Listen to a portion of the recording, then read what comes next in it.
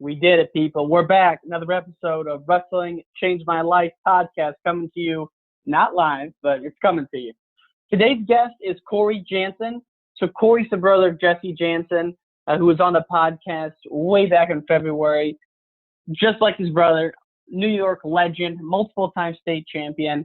But despite all that success, we spend most of the time talking about a period during his freshman and sophomore campaigns, I guess, where he went through some serious mental roadblocks. And it's just awesome to hear him talk about how he got through those, how his brother helped him out, and some of the self-talk he used to get past some of those internal hurdles, if you will. So really enjoyed this one. Thank you all for listening. For past episodes, please visit wrestlingchangemylife.org. Well, I was a fanatic.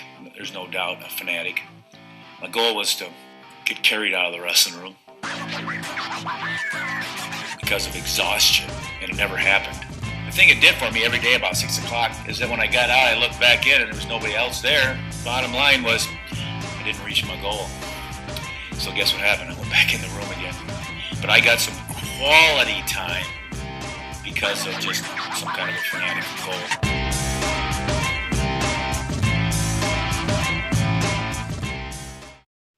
All right, Corey Jantzen, welcome to the podcast, man. How are you? I'm doing well. Thanks for having me. I really love what you're doing on the podcast, and I think wrestlers have an extremely unique mindset. So I'm glad you're doing your part to promote the sport. Thank you. I appreciate that.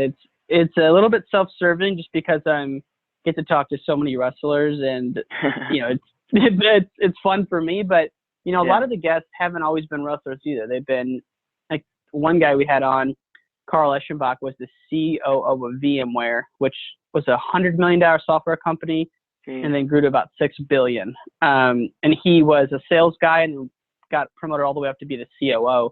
And he was a Pennsylvania high school wrestling state placer. And that's awesome. Just a legend in Silicon Valley. He works for a venture capital firm now. So like guys worth hundreds of millions, but he still attributes all his success to wrestling. So that's a fun part of the podcast, man. For sure. Well, I know, I'm very familiar with you and the Jantzen family name, but just for the listeners who aren't, maybe just talk them through, your background with the sport and how you got involved with it and some of the things you remember. Yeah. So, I think when I came out of the womb, I was wrestling like immediately. I think I threw my singlet on and headgear and just started battling. No. I'm one of five. I'm the fourth in line. We were wrestling all the time just because we were active. Like my younger sister, or my older sister rather, sandwiched between Jesse and I, was a wrestler. And her and I would battle when I was younger, just wrestling around because it was just in our nature. We were very active as a family. But I think I gravitated towards wrestling, honestly, because my brother, Jesse, my role model, was a wrestler, and my dad was his coach, and that's all I wanted to do. My parents, of course, put me in like a ton of sports, but wrestling won out. And, looking back now, I think it was because it's an individual sport, and honestly, it's the fairest sport.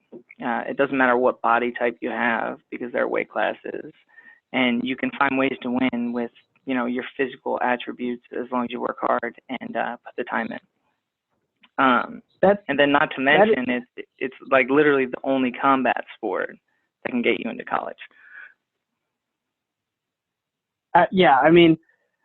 The part about it that seems to resonate with a lot of the guests is that, one, it's something you can do at your weight. So if you're a small person, it's a great fit. But the piece that really sticks out among all the guests we talk to is, you get into it, you get out of it what you put into it, right? And it's in your control, which is something who doesn't love that? It's such a good lesson for the rest of life.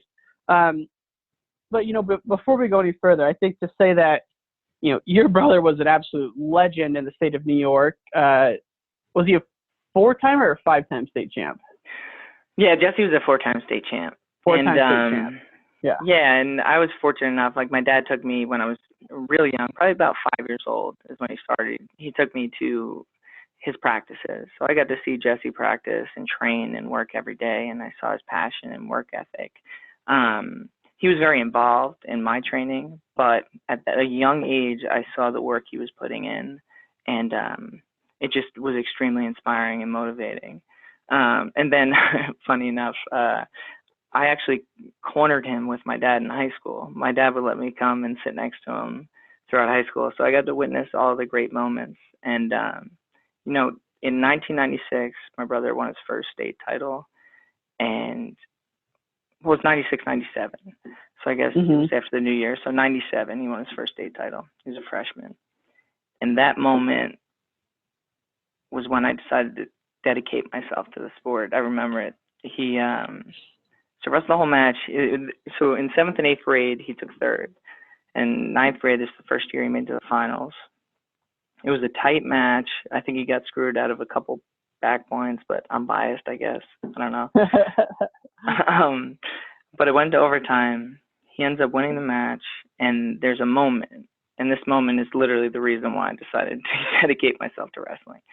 My brother jumps, throws his headgear down, jumps into my dad's arms, and I still picture that every day in slow motion, because I got to witness from him that's basically 10 years old to that point of everything he put in.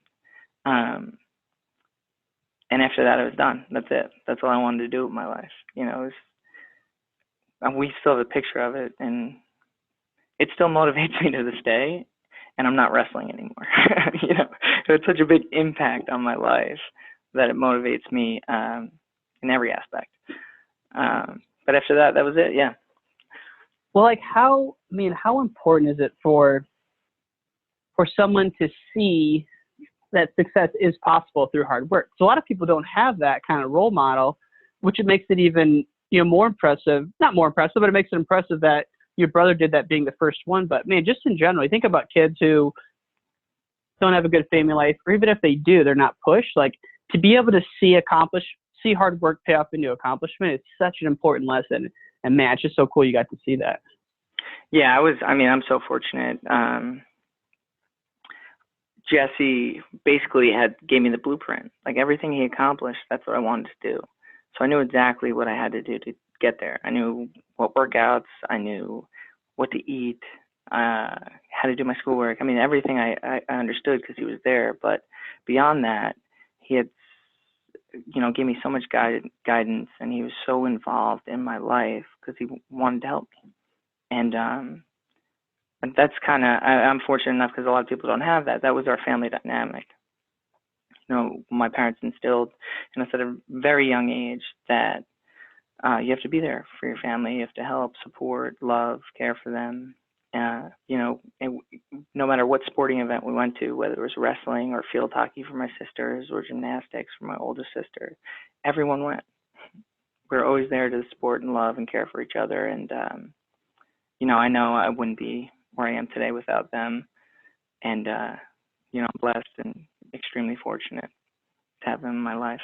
That's for sure. It reminds me a lot about, my younger brother Tanner is 13 months younger than me. We both wrestled, and it's just wrestling as a way of bringing people close like that, because man, there's no more nervous feeling than watching your sibling in a high stakes match. It is like sickening to the stomach almost. It's really tough. So yeah, that's very you know that all too well.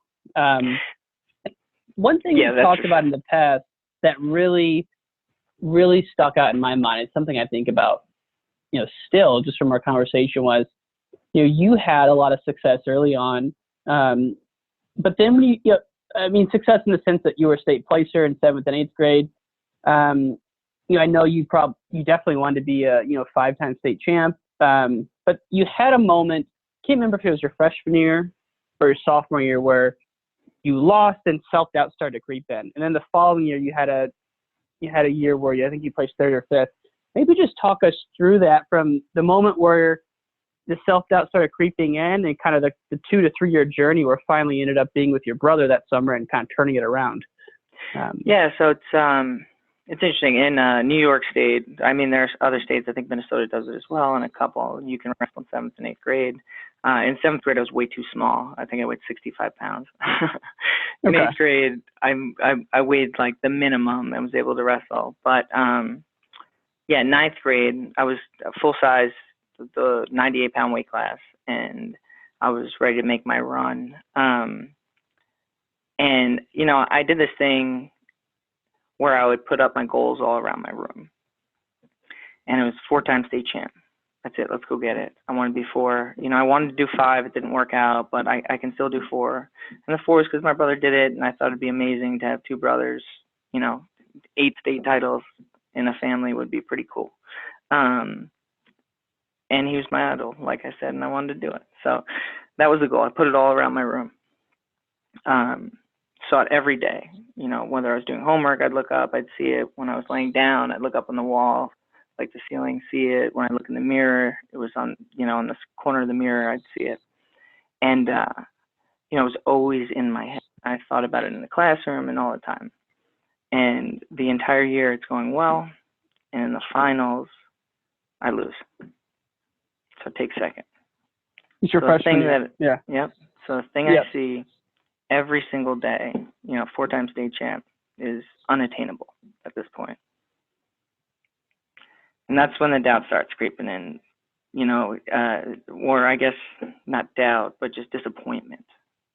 And that starts eating at you a little bit because the goal you had forever since you were a little kid was to be a 4-timer. And, but you move on, you know, you get over it at a certain point. But I did the exact same thing. So then I wrote out, you know, 3-time state champ, my 10th grade year. And I saw it every single day. And I get to the semifinals of the state tournament, and I freeze up again. And this is somebody you think you should have beat, or was legit better than you? I should have beat. I think I should have won that match. I mean, the finals my freshman year was a kid I went back and forth with consistently. Okay.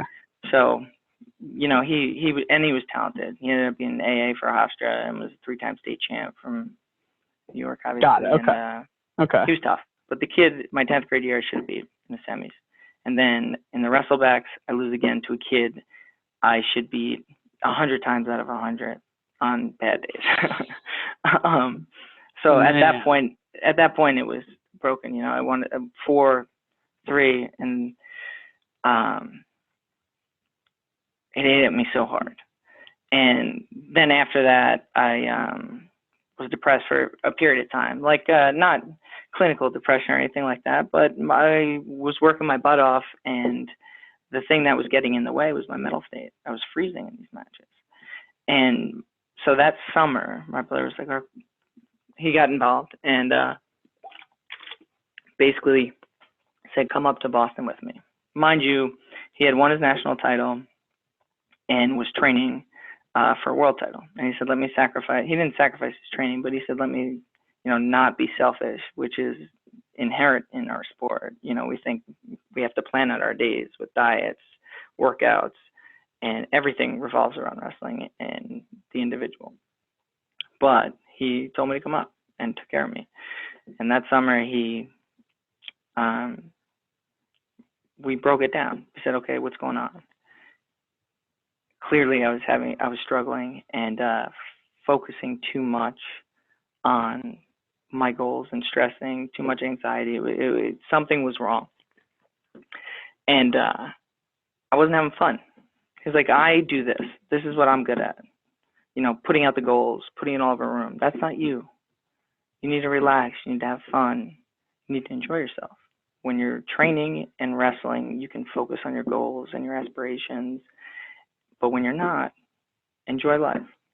And he asked me, you know, when do you feel your best? And, you know, when I'm loose, smiling and having fun. That's when I feel my best. When I'm not thinking, when I'm not anxious, when I'm not worried. I mean, you can say that for most athletes, but specifically me, it was when, you know, I was breezy, I guess you could say. And, sure, yeah. You're loose. You're fluid. Yeah. And he goes, what makes you feel that way? And the answer was the beach and the water and listening to music. And so we changed up everything. Left all the goals and everything in the room and training. And when I wasn't, I was living a normal life. I was listening to music. I was going to the beach. I was wakeboarding. I was talking to girls. I was doing what normal high school kids do, and doing things that made me laugh. And we went home, back to my room, ripped off all the goals on the wall, put up posters of the beach, posters of surfing, some Bruce Lee stuff because he had that flow like water vibe. And we completely switched it up, and that changed everything for me. My 11th grade year, I took, I was very focused when I was training. So, when I was on the track, I would picture and visualize the people I had to wrestle. So each sprint, I'd pick a different guy, and it'd be the first round of a tournament, second round of the tournament, third round of the tournament, semis, finals. And, each sprint, I need to take down a win, or, an escape or a turn, or I had to pin the guy, throw him. And during that sprint, that's all I would visualize. And then when I left, I went home, I listened to music, I did my schoolwork. I completely left wrestling on the track or in the wrestling room or in the weight room. And it freed me in a lot of ways. And then the other touch was before I started wrestling, I used to have a mantra where I would say, I'm too fast, I'm too strong, I can't lose. The only issue with that was when I would get nervous, it started to change. I'm too fast, I'm too strong, I can't lose. He's too fast, I'm too strong, I can't lose. He's too fast, he's too strong, I'm going to lose. And I went to the match thinking I was going to lose, because I was so worried about that. You actually thought that sometimes, like during your freshman and sophomore year, like before the state semis, you would actually let that come in to the mind? Yep. Yeah. It snowballs. It's a crazy thing, doubt and fear. Isn't it insane? God. And then once you start thinking about it, you can't get it out of your head. So it overtakes. And then it gets to the point where, it's like quicksand, I guess, is a good analogy for it, because once it's in your head, you focus on it, try to get it out. When you step in quicksand, the first reaction is, I got to pull myself out. The more you fight, the deeper you get, until you almost can't breathe. And that's the same thing with that, with fear and doubt. But changing it was huge. And then, my pre-match ritual switch was I would walk away from everything, find a quiet spot, put my headphones on, listen to one song. And I would picture being on my boat with my family, close my eyes, breathe in and out. And I would, picture being on the water where I'm happy and enjoying life and not a worry in the world. And it would relax me, be less tense. And then I go, before, probably when I'm on deck, start taking my, shorts off, shirt off, putting the singlet up, and then smile and go out and wrestle. And that year I ended up winning the states, winning junior nationals, and then that snowballed. My senior year, it was the same ritual, and that year I ended up beating Chris Frieger at the New York Athletic Club, and then placing at Midlands, and then beating Mark Ironside, and I finished the year actually top 8 on the Olympic ladder, or on the world team ladder. Shit! Wow. So, how would you, if you can remember, what was the song you listened to before the matches? Do you know? Yeah, it was Vast by. Shoot, let me look this up. I can Google it real quick. Vast. Touched by. Okay. Yeah, it's Touched by Vast. Okay. I don't know why that was. Yeah, it's actually kind of that's the only song I know by the band, but my friend sent it to me my the end of my sophomore year, end of the summer, like when I was making that change, and for some reason that was the song that was kind of implanted, and that's what I went with. Hey man, sometimes songs just remind you of a certain thing, especially in the wrestling season. It's such a grind, and it's winter time, and so I can kind of relate with you there. Where summertime, you're having a good time, you're feeling loose, maybe you got a tan, and it's just a great time, man. All your friends and family are around it. As opposed to like middle of February where the States are, it's a different time of year, So yeah. I can kind of see where you're at there. And if you take that, you kind of go back to the first problem. Do you think it was that you are worried about others' expectations for you, or that you're putting too much focus on the outcome versus just performing? Like, what do you think it was? Yeah, I think it's the second. Honestly, I never felt outside pressure from my family or anything like that. They were always super supportive and helpful, and actually most of the faith I had in myself was from them, and still is.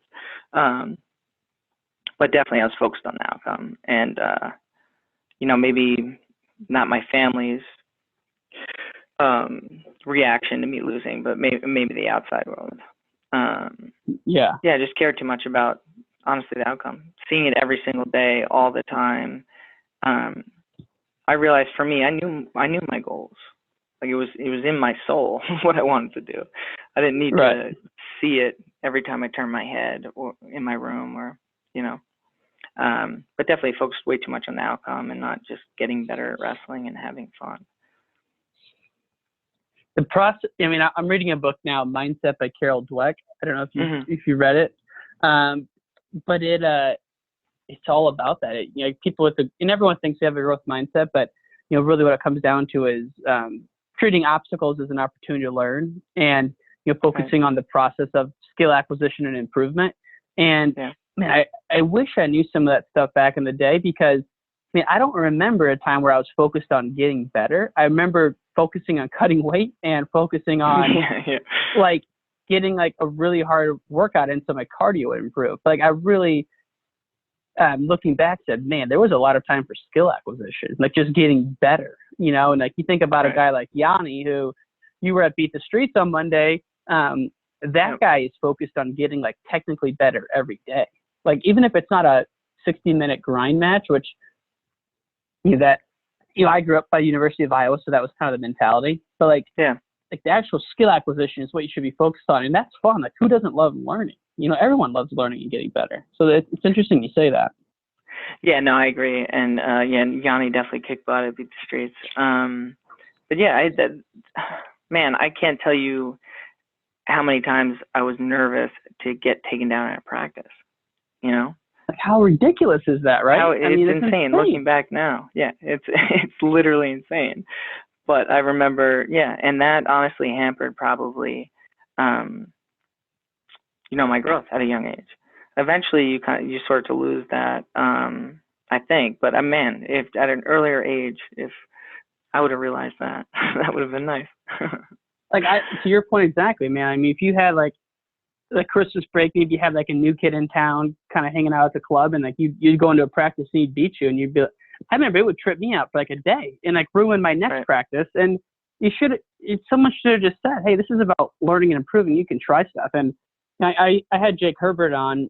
He's a good friend of the podcast. He's going to come back on, but he said he was a terrible practice wrestler. God, he's such a great guy, man.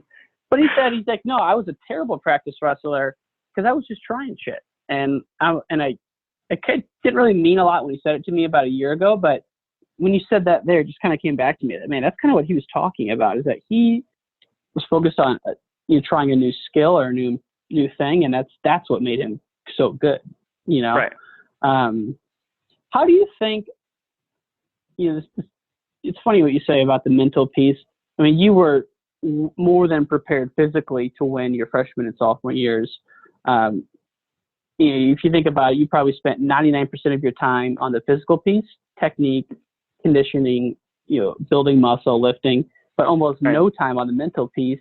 But we all know the mental part is the most important piece. So like, how do you think people now, whether it's wrestling or any skill, can start to put more time into that because it's like the most imbalanced thing ever, you know? Yeah, I think for high level even athletes, if just stick with wrestling or athletes, just to keep it simple. Yeah, but I mean, specifically for wrestlers, if the work ethic is there and the discipline, so if you're doing all the right stuff off the mat and in the practice room, then the rest of the way is all mental. I think because I know for myself, with a lot of doubt in me because of what I did, training wise, I was still able to take second in the state my freshman year. But with that being said, I didn't spend enough time on the mental aspect, and that's why I didn't win. And then it snowballed my 10th grade year, and I did worse when I should have won handily. So yeah, I mean, if you're working hard outside the room with the lifting and the conditioning and discipline with your diet, the rest is all mental, without question. That's why you have people like Yanni who's kicking butt, and Penn State who has this atmosphere that's loose and relaxed and all about trying things. And I mean, they're maybe unbeatable, Unbeatable for sure. But it's I mean, and this is like unthinkable for like the Iowa guys, or even, I'm a big Thomas Gilman fan, but I heard him say this in an interview. He's like, he's focused on getting the win. Like the Penn State guys, and I believe them, and this, even John Wooden, the great coach from UCLA, said the goal is not winning a national title. The goal is performing at our best for the entirety of the basketball game. And if we win, great. If we don't win, great. Right? Now, when you have people like, Lou Alcindor or Kareem Abdul-Jabbar, or Bill Walton, if you're performing at your best for the duration of a game, meaning that you're focused and you're going all out physically, the result's going to take care of itself. That's true for anything, right? So like the Penn State guys, I bet they would say is that, our goal is to win a national title, but our goal is to perform at our best for 7 minutes every match. And if we do that, the outcome will take care of itself. It's a tricky thing to get people to, especially young kids, to realize, or even like if someone would have said that back in the day, I would have been like, you're out of your mind. The goal is to win at all costs. It's not to, Right. But to your point, I think that's why they're so good. Is that they're loose and. Yeah, no, I completely agree. I think part of the reason why it's tough for people in wrestling to understand that, I think it's because it's such an emotional sport, and losing is super embarrassing because it's a one-on-one, and you're basically saying that man's more manly than I am, or just stronger, more powerful, has better technique. So it's hard not to focus on that outcome because people hate feeling that way, not getting your hand raised. But it is without question the right attitude to have, to trust your training, to know that the goal is just to continue to get better and improve and compete at your best. And if you do lose, it's okay, because you can get better. Right. As long as you're competing at your best. Go ahead. I'm sorry. No, that was basically it. I was just saying, as long as you're competing at your best and not focused on getting your hand raised, I think that's where you want to be as far as mindset goes. Just enjoying the process. And losing sucks. And if we could win everything at life, that would be great. But that's just not realistic. Right. And what I'm hearing you say. And what I'm hearing you say is, kind of in the months and weeks leading up to an event, you're visualizing the actual event itself. You mentioned on the track you're doing sprints, and I know in the past you mentioned you'd go into the Harvard room at night and visualize the nationals. You'd visualize different ways to score and win. But when the time to compete comes, you're kind of what Hicks and Gracie says is empty mind, or you're thinking about something else that makes you relax. You're not thinking about the event 10 minutes before the match. It's kind of a dichotomy you have to balance. No, that's for sure. It's interesting. You want to be thoughtless in a lot of ways. Just react and move. When you don't, it's funny, when you don't remember what happened in a match, that's normally a pretty solid sign. Like Totally. vaguely remember it, because that means you were just present the entire time. And that is, that is the greatest feeling in the world, because that means you're competing at your best and just like I said, present and in the moment and reacting and having fun. You're enjoying it instead of thinking of, oh no, he feels strong, or shoot, that didn't work. What do I have to do? But yeah, I mean, you mentioned the visualization and meditating in the room at night. My sophomore year in college, I actually started to implement that, because after my freshman year, I got hurt, tore my LCL, and missed half the season. And when that starts to happen, when you start to get injuries, doubt starts to creep in, because you're not training as much. You're rehabbing. You're not doing everything within your power. I mean, you are, but you're just kind of sidelined for a bit. So you're not getting the lifts, the runs, the practices in that you need. And doubt starts to creep in. And the way I started to combat that and try to come back from injuries was by going in the room at night, meditating through matches. So I would turn all the lights off, go in at like 10 p.m. and would picture every match of the NCAAs or the conference tournament and specific guys, and I would visualize it, start to finish, 6 minutes. I'd start a timer on my phone or the clock we had in the room, because I don't think we had iPhones then. I was rocking a flip phone, I think. No, but I literally, every moment of the match, and I would even throw in, things going terribly wrong. I'd be thrown on my back, down by 5, I had to come back. I get hurt in the match and have to deal with an injury. And that made huge improvements for me, as far as confidence-wise goes, because stepping out on the mat, I knew, I was like, all right, no, I've been in this position before. There's an interesting book. I forgot the name of it, but I can send it. And it talks about this prisoner of war who was locked in a cell for 3 years, I think, and he played 18 holes of golf every day. Visualized it every single day. That's how he survived. He got home and played after not exercising or anything, being tortured and in prison for 3 years, not fed well, nothing, and went and played golf. Wow. Shot like 12 under or something like that. It was something insane. Shot the best golf of his entire life. Dude, are you serious? What book is that? I have to send it to you. Neck right now. I got a freaking. That's insane. Yeah, I'll send it to you after. I should have looked it up beforehand. Sorry about that. No. I mean, no problem. I mean, that's a great story. So, God, I mean, I really don't think anyone understands how powerful the mind is, man. It's like, it's an untapped thing. I don't know. It's so bizarre to me. It's exciting, fascinating, and also a little terrifying that, like, each day are we under-indexing what we could actually do just based on any limiting beliefs we have. It's like, holy shit, dude, crazy. I don't know. It just boggles my mind. How powerful the mind is. Well, I know we're about to wrap this up. I have just a couple quick questions for you. So I was going to ask you books that you like to read. You mentioned that one. Any other ones come to mind? Just books that have had a big impact in your life?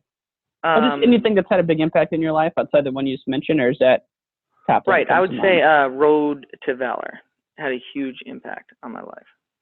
Okay. I actually read that recently when I started, when I moved out to LA is when I started reading that.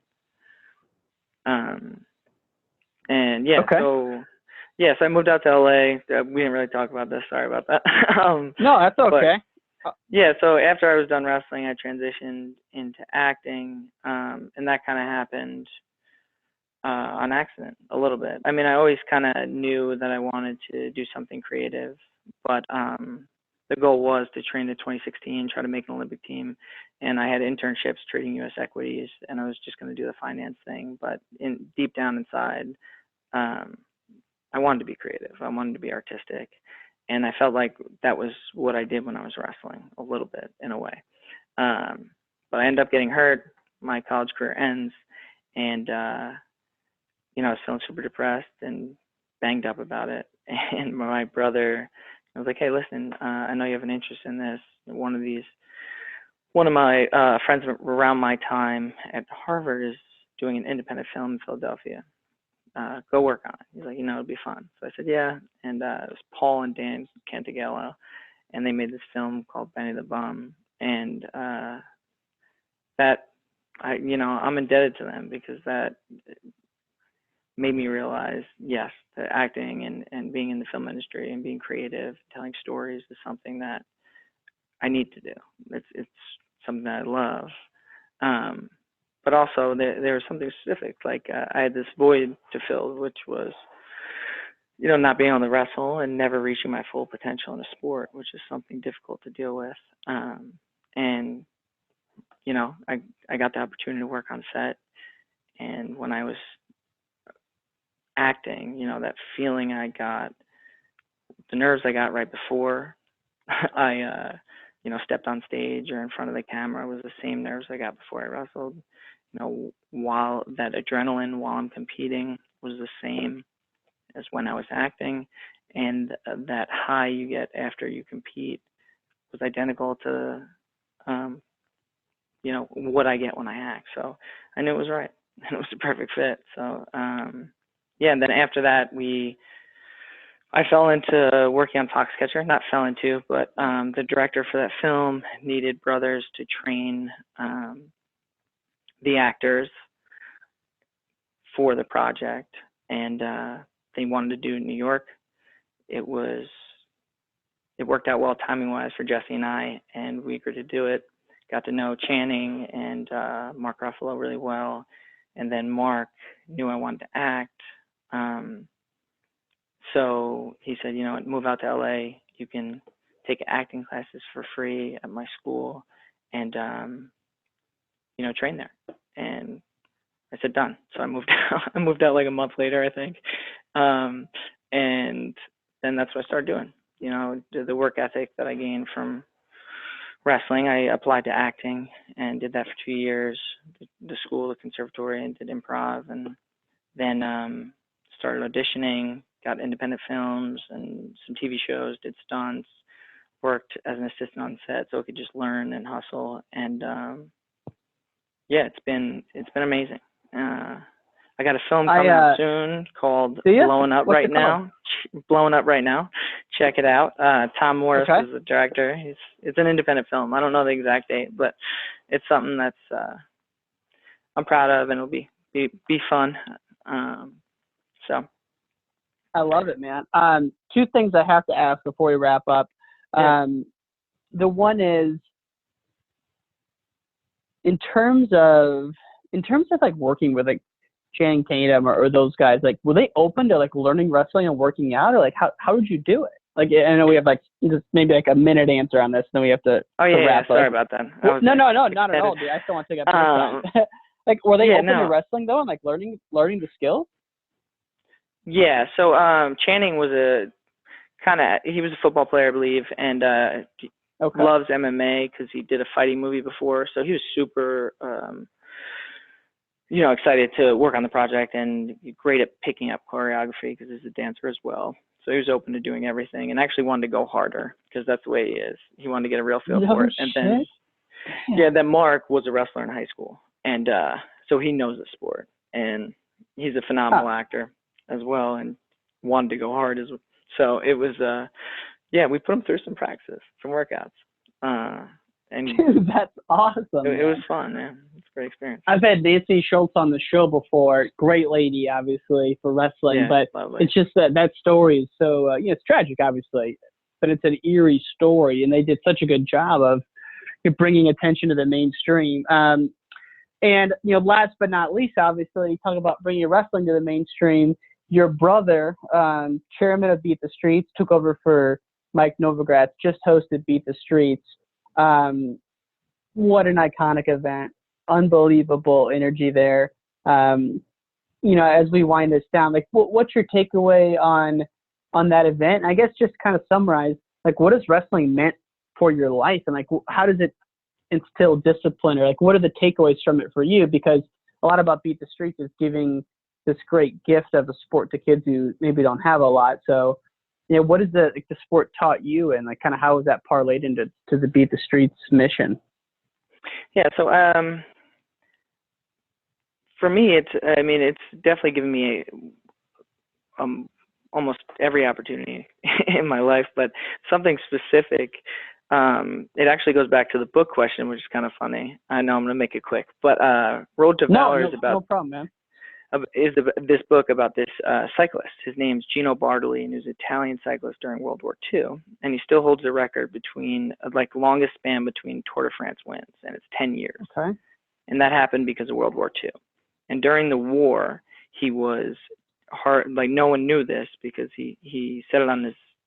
He only told this to his son on his deathbed, and then they researched it, and it was all true. But he was helping Jewish families basically get fake documents, and he was basically feeding them and letting them live with them, and he was rescuing and saving them throughout the war.